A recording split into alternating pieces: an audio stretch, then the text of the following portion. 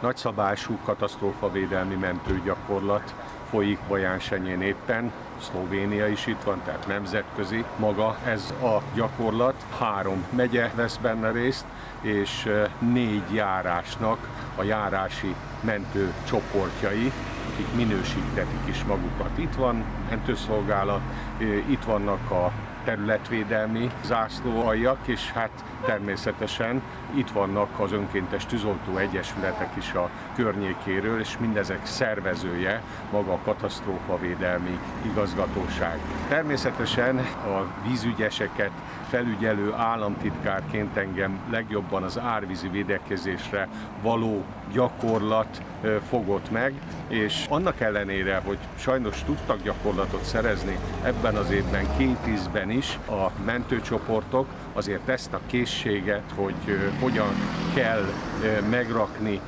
egy homokzsákat, hogyan kell a nyúlgátat, jászolgátat összerakni, abban készséget kell szerezni, és ezen a gyakorlaton, akik ide eljöttek, azok elsajátíthatják.